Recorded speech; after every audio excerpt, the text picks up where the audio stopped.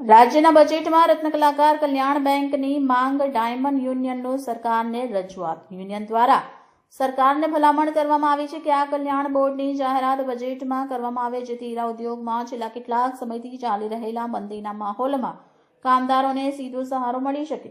Union પ્રમુખે જણાવ્યું કે આ બોર્ડની રચના થવાથી મોટી સંખ્યામાં કામદારો લાભાન્વિત થશે અને તેમની આર્થિક સુરક્ષા સુનિશ્ચિત થશે. નોંધનીય છે કે સુરત ડાયમંડ વર્કર યુનિયન છેલ્લા 5 વર્ષથી આ માંગણી સરકાર સમક્ષ રજૂ કરી રહ્યું છે, પરંતુ હજુ સુધી કોઈ નક્કર જાહેરાત થઈ શકી નથી.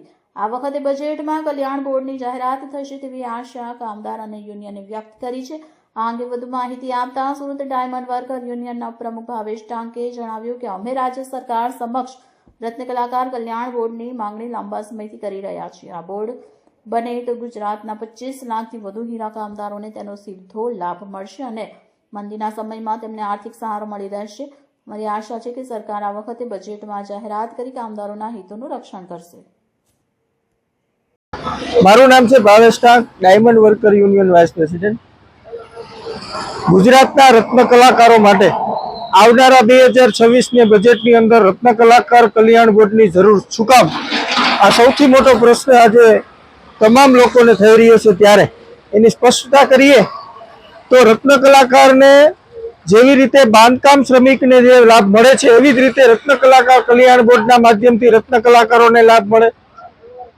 હોમ લોન સસ્તી મળે. પ્રધાનમંત્રી આવાસ યોજના, મુખ્યમંત્રી આવાસ યોજનાનો લાભ આ બોર્ડના માધ્યમથી મળે.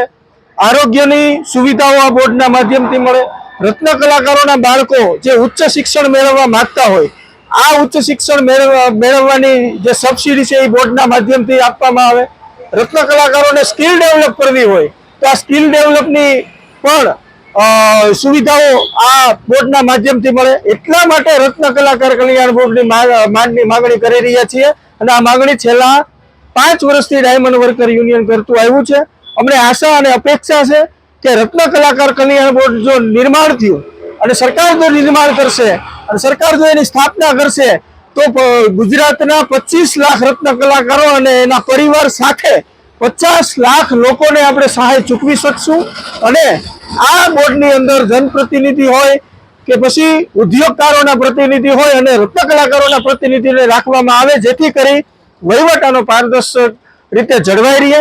રત્ન કલાકાર કલ્યાણ બોર્ડની સ્થાપના ગુજરાતના રત્ન કલાકારો માટે ખૂબ જરૂરી છે. આવી મંદીની અંદર એને એક સહારો મળી જશે.